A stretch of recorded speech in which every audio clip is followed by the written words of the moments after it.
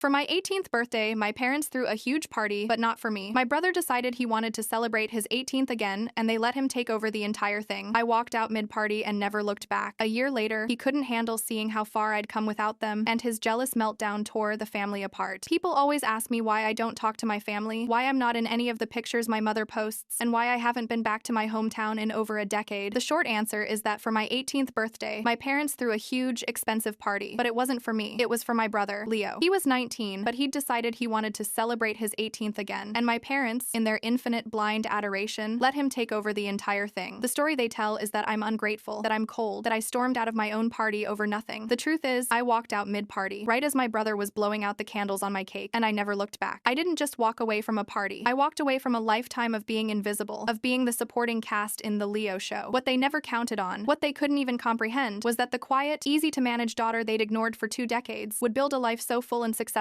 without them that, a year later, the sight of my success would cause my golden child brother to have a jealous meltdown so profound it would tear the entire family apart. This wasn't just about a party, it was about my entire life. In our family, there were 2 children, but only 1 son. Leo, 1 year older than me, was the son, and I was, at best, a distant moon, only visible in his reflection. He was the athlete, the charmer, the personality, the one who could do no wrong. I was the easy one, the quiet one, the responsible one, all code words for the one we don't have to pay attention to. His 18th birthday had been a legendary blowout, a massive event that my parents had mortgaged a piece of their sanity to pay for. Mine was approaching, and I had expected nothing. I'd asked for a small dinner with my 2 or 3 close friends. That's why I was so stunned when my mother announced, "No, it's your 18th, Anna. We're gonna throw you a real party. A big one, just like your brother's." I was, for a moment, pathetically grateful. I thought, finally, they see me. They want to celebrate me. I should have known better. I should have seen the glint in my mother's eye. This wasn't about me. It was about her, about maintaining the image of the perfect, generous family. And it was, as it always was, about Leo. He had just flunked out of his first year of college, was living back home, and was, to put it mildly, depressed that his glory days were over. He couldn't stand that the spotlight was, even for a second, moving away from him. The planning started, and my small, simple ideas were immediately bulldozed. I had wanted a garden party theme, maybe some string lights and a curated playlist of my favorite indie music. "Oh, honey, that's so boring," my mother said, waving her hand dismissively. "No one wants to just sit around and listen to sad music. We need energy." This is when Leo, who had shown no interest in my life for 18 years, suddenly became a very involved party planner. "Mom's right, Anna," he said, slinging an arm over her shoulder. "If you're going to have a party, you have to do it right. We need a DJ. We need a proper bar, not just punch. We need my guy." My protest was a quiet, "But I don't know any of those people. I don't want a bar. I'm not." "See?" Leo said to my mom, turning it on me. "She's trying to be difficult. I'm just trying to help. I'm trying to make sure her party doesn't suck. My friends will come, they'll make it fun." And just like that, the guest list swelled. My 10 friends were drowning in a sea of my parents' friends, my dad's business contacts, and, worst of all, Leo's entire social circle. The theme was no longer garden party. It was, apparently, Leo's 18th birthday, the sequel. He started joking about it with his friends on the phone, right in front of me. "Yeah, man, you gotta come. It's for my sister, but, you know, it's basically my party. Part 2. It's gonna be epic, just like last year." I went to my mother, my stomach in knots. "Mom, did you hear him? He's telling everyone it's his party." "This isn't what I wanted." My mother just sighed, annoyed, as if I were the problem. "Anna, stop being so sensitive. He's excited for you. He's popular. He's helping you. He wants to make sure you have a good time, not just sit in a corner with your one friend. Why can't you just be grateful?" Grateful. That was the word they always used. I was supposed to be grateful that my brother, after being forced to move home in disgrace, was using my milestone birthday as a vehicle to reclaim his high school popularity. The dread was so heavy I could barely breathe. I knew, with chilling certainty, that this party was a train wreck, and I was the one tied to the tracks. The day of the party was a surreal nightmare. I woke up and the house was already crawling with strangers. A catering crew was setting up a massive buffet of all Leo's favorite foods. A towering speaker system was being assembled on a stage in the backyard, right where I'd wanted my string lights. The decorations were not the soft floral colors I'd asked for. They were a garish metallic silver and blue, my brother's old high school football colors. My one job for the party was to stay out of the way. My mom was running around, stressed and high-strung, snapping at me if I asked a question. "Anna, just go get dressed and try to look festive." My best friend Sarah came over early, and the look on her face said it all. She walked into the backyard, saw the giant Leo's Crew banner, a joke, my mom said, hanging next to a pathetically small "Happy 18th Anna" sign, and just whispered, "Oh, Anna, this is not you." I just shook my head, my throat too tight to speak. The guests started arriving, and it was exactly as I'd feared. For every one person who came to give me an awkward, quick hug, there were 10 who walked right past me to slap Leo on the back, handing him a bottle, yelling, "Round 2, baby." He was in his element, the returning king, holding court by the keg that I had explicitly said I didn't want. My parents were beaming, lapping up the compliments. "What a wonderful party. You two are such amazing parents. Leo seems so happy." My father pulled me aside at one point, his eyes glassy from a few too many beers. "See, isn't this great? All these people, here for you." I just looked at him. "They're not here for me, Dad. They're here for him." He just looked confused, patted my shoulder, and said, "Don't be silly," before wandering off to talk to one of Leo's friend's fathers. I was a ghost. I was a prop. I was the excuse for the party, but not the reason. I just stood in a corner of my own backyard, watching my brother live out a fantasy of his past, bankrolled by my parents, on the day I was supposed to become an adult. The breaking point, the moment that will be burned into my memory forever, was the cake. I had asked for a simple chocolate cake with raspberry filling from a local bakery. That was my one specific request. My mother wheeled out a 3-tiered monstrosity. It was red velvet, Leo's favorite. The frosting was bright blue, and the writing, in huge, scrolling letters, said, "Happy 18th."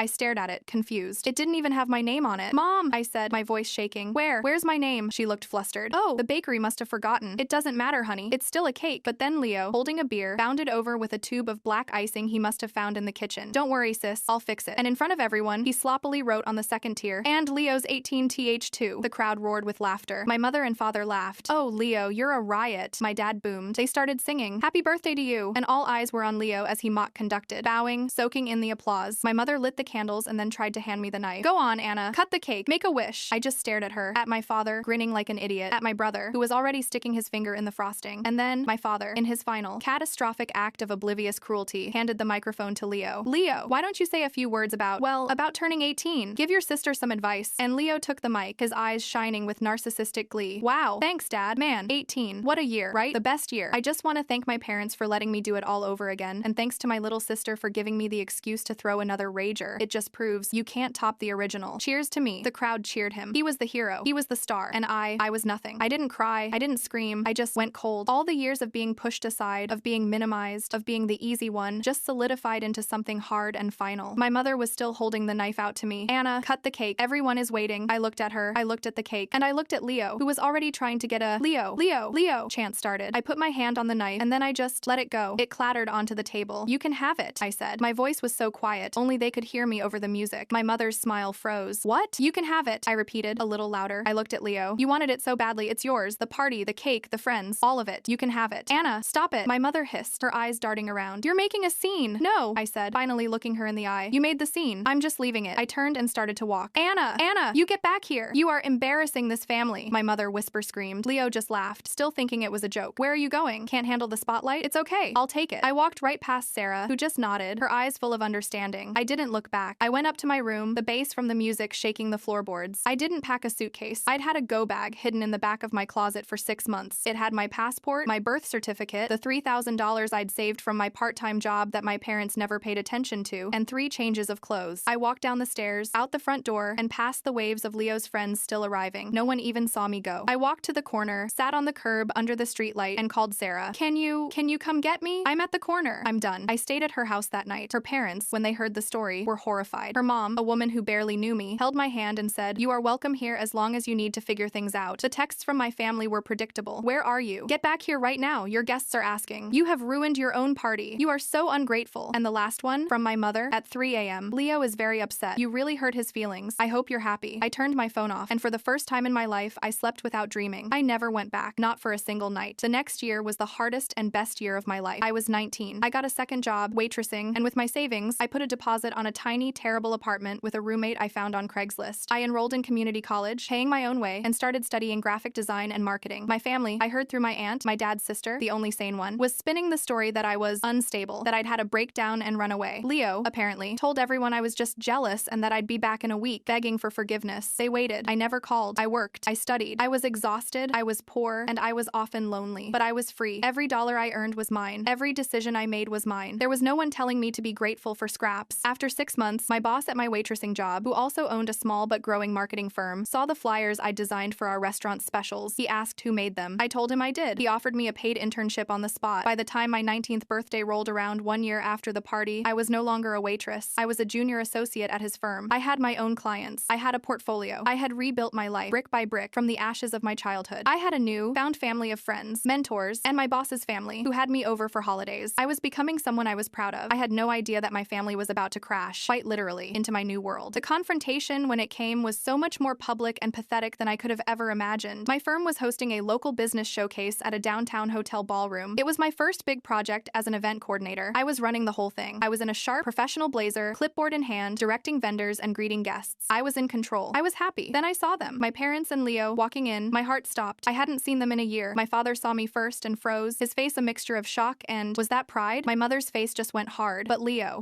looked at me in my suit with my earpiece, confidently talking to the mayor's aide, and his expression just curdled. It was pure, unadulterated confusion, which quickly morphed into a sneer. This was not the narrative. I was supposed to be failing. I was supposed to be the runaway, the loser, the tragic story. I was not supposed to be thriving. He cornered me by the catering table. So, he said, his voice dripping with condescension, this is what you do now? You're a party planner? Figures. Guess you're still obsessed with the party you ran away from. He was trying to belittle me, to put me back in my box. I just looked at him, calm. I'm an event coordinator for the firm, Leo. This is my project. Just then, my boss, Robert, walked up. Anna, fantastic job on the turnout. The mayor's aide is very impressed. We're already talking about next year's budget. He smiled warmly at me, nodded politely at Leo, and walked away. That validation, that simple, professional respect, was what broke my brother. His face turned a splotchy red. You think you're so smart, don't you? He hissed, getting louder. Running around in your cheap suit? You think this is yours? Dad's company is a sponsor. They paid for this. You're still living off us? People were starting to look. I kept my voice low. Their sponsorship was for a single table, Leo. I'm running the entire showcase. I didn't even know you were coming. That's when he snapped. The golden child, faced with the one person who had escaped his orbit and found success, just imploded. You abandoned us, he screamed. The music in the ballroom seemed to dip. You broke Mom's heart. You tore our family apart, all because you were jealous. You were jealous of me. It was so profoundly delusional, so perfectly narcissistic that I couldn't even be angry. He was projecting his entire miserable life onto me. You were nothing, he continued, spittle flying from his mouth. You were just the quiet, weird girl in the background. I made you interesting. That party was the best thing that ever happened to you, and you were too stupid to see it. You're nothing without us. My parents were rushing over, my mother's face a mask of horror, my father's a pasty white. Leo, stop it. Calm down, my mother hissed, grabbing his arm, but she didn't look at him. She looked at me. What did you say to him? She accused. You know how sensitive he is. You're always trying to provoke him. You did this on purpose. And that was it. The final thread. I looked at this woman, my mother, who was defending her screaming adult son as he had a public tantrum, and I felt nothing but pity. I looked at my father, who was just standing there wringing his hands, a masterpiece of inaction. I didn't provoke him. Mom, I said, my voice cold and clear, cutting through the silence. His own failure is provoking him. He can't stand to see me succeed because he knows he's done nothing with his life. He's 20 years old, still living at home, still talking about his 18th birthday like it was the moon landing. It's pathetic. I turned to my father. And you just let it happen. You let her erase me for him. You are the weakest man I've ever known. Leo lunged. He didn't hit me, but he was aiming for me, and he knocked over a tall floral display, which crashed to the ground, shattering the vase. My boss and a hotel security guard were there in a second. Sir, you need to leave now. My parents were mortified. My mother was trying to apologize to security while glaring at me, as if I had knocked it over. As they were being escorted to the door, Leo still screaming, my mother had her parting shot. You did this, she shrieked, pointing at me. You tore this family apart. You'll never be welcome in our home again. I just stood there, watching them go, and said to the empty air, that was never my home. It was just his. The fallout from that night was, in many ways, the real end. My boss, Robert, was incredible. He didn't just ask if I was okay. He told me I had handled myself with impossible grace, and that my family was, effective immediately, banned from all future company events. He gave me a raise the next week, but the family was torn apart, just as my mother had accused. My aunt, my dad's sister, called me a few days later. She had heard what happened. The public humiliation was, it turned out, the final straw for my father. He had been weak, yes, but he wasn't stupid. He finally saw what my mother's obsessive, blind worship of Leo had cost him. It had cost him his daughter, and it had cost him his son, who he'd finally realized was a spoiled, entitled man-child with no future. My father and mother separated within the month. He told my aunt that he woke up when he saw me in that ballroom, so successful and poised, and then saw his son, screaming and throwing things like a toddler. The contrast was too much. The family he'd protected was a sham. My mother and Leo stayed together, of course, a little echo chamber of bitterness. Leo, I heard, got a DUI a few months later. He never kept a job. He's still living in that house, but the magic is gone. He's not the golden boy anymore. He's just my mother's angry, middle-aged roommate. It's been 10 years. I own my own marketing firm now, the one my boss, Robert, helped me start before he retired. I'm married to a wonderful, kind man who respects me, and we have a daughter of our own. My 8-year-old self, the girl crying on the curb, would never believe this life is possible. My vindication is bittersweet. I didn't want to destroy my family. I just wanted to save myself. I have a tentative, fragile relationship with my father. He's apologized profoundly and painfully for his weakness. He's a quiet, sad man, but he's a doting grandfather, and he's trying. I see him on neutral ground for holidays. My mother and Leo, I have had zero contact with them since that night. They are a package deal of toxicity that I left behind in that ballroom. They didn't just get the party, they got each other forever, and I got my life. When I walked out of that house on my 18th birthday, I wasn't losing a family. I was finally, for the first time, gaining a life, my own life, and that was the only celebration that ever mattered. Thanks for watching.